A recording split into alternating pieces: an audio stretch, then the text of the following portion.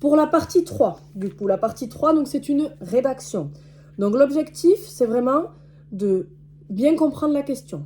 Donc moi, je vais vous donner quelques conseils. Là, j'en ai noté 5-6. Donc je vais vous noter ces quelques conseils, je vais vous les donner là.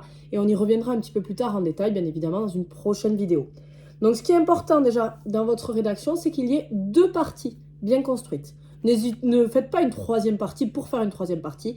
Partez plutôt sur 2 parties qui sont bien construites avec des arguments, des sous-arguments. Donc une partie, dans chaque partie, il y a des sous-parties bien évidemment. Donc ça c'est important.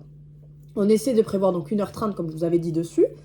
Ce qui est important donc c'est d'analyser bien le texte aussi et de délimiter le sujet. Il ne faut pas trop s'élargir, trop aller trop loin. Par exemple, moi, à mon année, c'était un thème sur la norme et c'est vrai que ça portait à ouvrir beaucoup.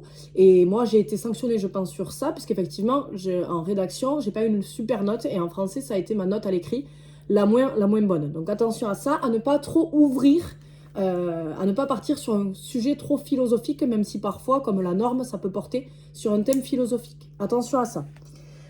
Donc il faut bien relire à chaque fois le texte et la question. Voilà.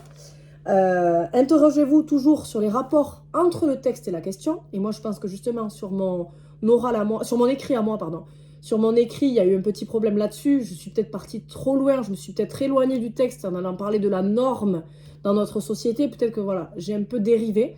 Et c'est ça qui m'a valu une note moins bonne que les autres, même si ça ne m'a pas pénalisé à outrance. Mais ça a été ma moins bonne note de l'évaluation. J'ai eu 10,75 je crois.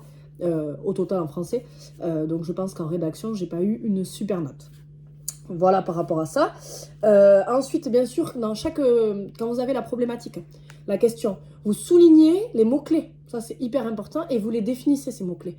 Vous les définissez, vous trouvez des synonymes de ces mots-clés pour vraiment situer justement quel est le sens. Ne pas passer à côté du sens de la question. Ne pas partir sur un autre thème. On sait que les mots sont souvent polysémiques, ils ont plusieurs sens. On essaie de rester sur le bon thème. Donc, on prend tous les mots-clés, on met les synonymes et on voit ce qui correspond et ce qui coïncide. D'accord? Donc ça, c'est très important. Ensuite, ce qui est important, c'est de rechercher des idées et des exemples. Donc souvent, ce qui est préconisé, et moi ce que je vous conseille de faire, c'est sur votre brouillon, déjà, vous notez votre question, vous surlignez, vous entourez vos mots-clés. Dessous, vous mettez des synonymes de vos mots-clés, vous reformulez cette problématique avec vos mots à vous. Ça, c'est pour vous, ça ne va pas apparaître sur votre copie, c'est sur votre brouillon. Et ensuite, par la suite, ce que vous allez devoir faire, ça va être justement noter vos idées. Alors, première étape, vous notez toutes vos idées en vrac. Tout ce qui vous vient par la tête en lien avec la question et en lien avec le texte. Vous notez sous forme de tiret. Tac, tac, tac, vous notez tout. Ça, c'est très important. Bien sûr, quand vous notez, c'est une ligne, une idée. Une ligne, une idée. Il faut que ce soit clair dans votre tête. Vous commencez à écrire des grandes phrases, tout ça, vous allez vous perdre. Une ligne, une idée, si c'est que des mots ou une petite phrase, voilà. Mais ça va très vite. Parce qu'ensuite, vous allez compléter tout ça. Vous allez l'argumenter. Donc vraiment, vous faites ça. Ensuite, quand vous avez fait ce premier brainstorming un petit peu, cette première partie, sur votre brouillon à tout énumérer, là, vous allez commencer à vous dire, je vois que dans mon épreuve, j'ai un petit peu de cette partie-là, ça va aller dans cette partie-là, ça va aller dans cette partie-là, d'accord? Moi, par exemple, j'avais mis une partie donc sur la norme, en gros, il faut essayer de rester dans la norme, et une partie sur sortir de la norme. Donc ça, c'est important. Et au brouillon, vous faites votre plan détaillé. Vous écrivez 1, ou partie 1, comme vous voulez, mais 1, ça va plus vite. 1, et vous mettez le nom de votre partie. Et dessous, vous mettez tout ce que vous allez mettre, plus les sous-parties de vos parties. Donc voilà, donc cette partie 1, vous allez mettre 3 grands tirets, par exemple. Et dedans, vous allez remettre vos idées que vous avez écrites sur votre autre brouillon. Ça, c'est très important. Surtout, vous prenez un brouillon d'un côté, et ensuite, vous écrivez que sur le verso. Sur le recto, vous écrivez que d'un côté. Vous écrivez pas recto verso de la feuille. Parce qu'il faut que vous puissiez avoir tout devant vous. Ça, c'est très important. C'est primordial pour vraiment réussir l'épreuve, sinon vous allez être sous l'eau. Donc, vous écrivez vos idées en brainstorming sur une feuille. Vous commencez votre plan détaillé. Vous mettez partie 1, vous reprenez de votre feuille, vous les avez juste à côté, vous les renotez. Vous pouvez mettre des numéros aussi si ça vous aide, mais c'est vrai que de renoter permet de se rendre compte si ce qu'on a dit, c'est correct ou pas. Ça, c'est important. Et ensuite, là, par contre, il faudra que ce soit équilibré. Il ne faudra pas qu'il y ait une partie où il y a beaucoup de choses et une partie où il n'y a rien du tout. Si vous voyez que vous avez une partie un peu ledge, mais peut-être faut revoir vos parties. Dans ces cas-là, on recommence. Ou alors, il faut trouver d'autres arguments, donc réfléchir un peu plus sur d'autres arguments. Donc ça, c'est très important. Ensuite, il faut bien sûr noter quelques exemples en lien avec le texte, mais aussi des exemples, des citations que vous pouvez avoir, des livres que vous avez lus. Ça, c'est très important. On en discutera aussi dans une autre vidéo, comment se créer un petit corpus de texte avec justement des connaissances en lien avec les thèmes qui vont être abordés. Ça, c'est important parce que c'est souvent ce qui peut différencier et donner une meilleure note là-dessus. Et ensuite, vous allez passer sur la rédaction au propre. Donc, ce que je vous conseille de faire aussi, c'est de rédiger votre introduction directement sur votre brouillon une première fois, et ensuite, donc sur une troisième feuille, comme ça vous pouvez corriger, rectifier, et quand vous avez fait ça, le brouillon, l'intro, les parties, et au départ votre brainstorming ne vous sert plus, puisque vous l'avez réintégré dedans, là vous mettez au travail. Donc là on commence, on rédige au propre, sur la copie d'examen, en partant de cette introduction, et avec ce plan détaillé. Attention, l'introduction c'est un seul paragraphe, pas plus, d'accord? Ok. Je relis en même temps mes notes parce que c'est vrai qu'il faut se remettre un peu dedans. L'introduction, donc c'est 3 parties différentes. Une phrase d'accroche, un peu générale sur la thématique. D'accord? Donc il faut arriver à trouver quelque chose quand même qui vous démarque des autres, mais quelque chose de général. Ensuite, la contextualisation de la question. Donc on présente souvent l'auteur du texte, l'auteur, le texte et la problématique en lien. Voilà, on ne sépare pas la contextualisation de la question, donc l'auteur, le texte et la problématique. On les met ensemble, on ne sépare pas. Et ensuite, la troisième partie, ce sera l'annonce du plan. D'accord? Donc ça, c'est très important.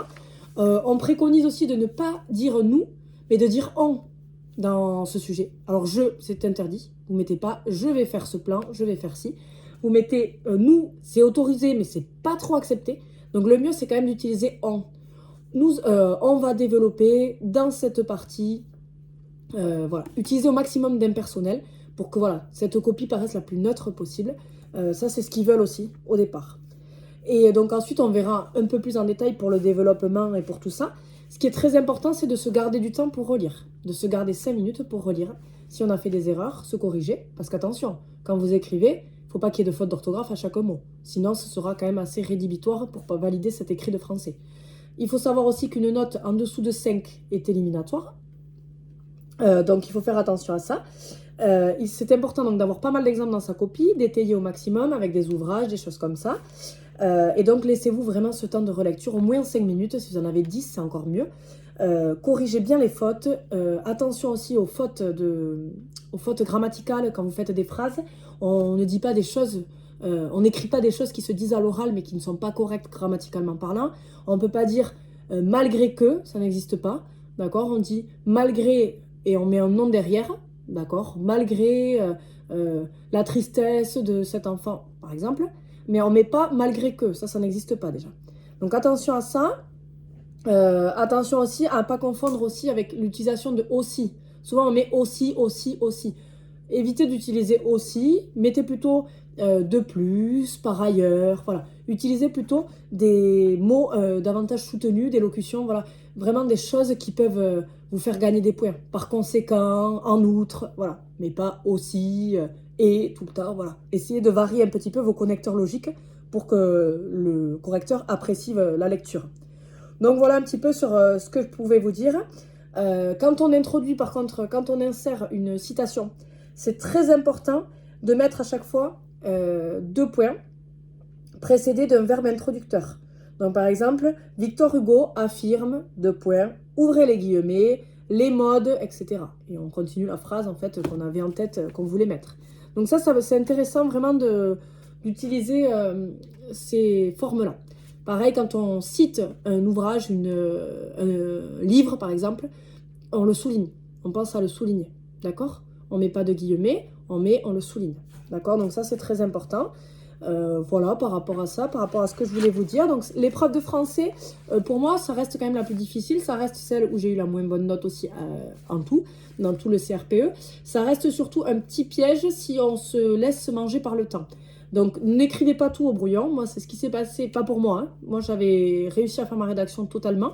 Mais pas ma collègue, mais celle qui était à côté de moi lors de l'épreuve, elle a tout écrit sur le brouillon.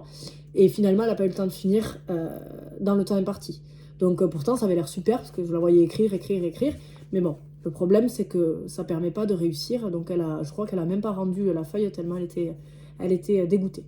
Donc voilà, par rapport à ça, faites attention à ne pas tomber dans écrire tout pour écrire tout. Il faut arriver à se laisser quand même un peu plus de liberté. Et attention aussi à ne pas commettre une erreur que moi j'ai commise. Lorsque je me suis entraînée à la maison, chez moi, donc j'avais beaucoup de points sur la partie 1 et 2, et souvent la partie 3, j'avais pas le temps de finir dans le temps imparti, donc il me manquait une dizaine de minutes, j'avais même pas le temps de me relire. Donc je me suis entraînée justement pour accélérer un petit peu cette partie 1 et 2. Sauf que lors de l'épreuve, avec un peu de panique, avec le stress, le fait de ne pas avoir bien dormi, c'est la première épreuve en plus, donc elle ne vous met pas forcément en confiance. J'ai un peu passé vite sur la première partie, donc j'ai perdu des points pour privilégier sur ma rédaction. Donc j'ai eu le temps de terminer ma rédaction, mais comme je vous ai dit, la rédaction, ça dépend aussi du correcteur. Et là, moi j'ai eu 10,75 parce que sur la rédaction, j'ai pas dû gagner tant de points que ça, je visais beaucoup plus en français. Donc il faut faire attention aussi à vos choix. Une question grammaticale, elle sera juste ou fausse. Une rédaction, ça reste à l'appréciation du correcteur. Donc pensez bien quand même à valider bien vos parties 1 et partie 2 pour essayer de vous assurer, voilà, déjà pas 10 sur 10 peut-être, mais déjà d'essayer de s'assurer 7 ou 8 sur 10. Et ensuite la rédaction, si vous écrivez correctement tout ça, ça devrait passer tranquillement. Mais c'est important de valider déjà ces 5 points pour ne pas être éliminé du concours. Voilà sur les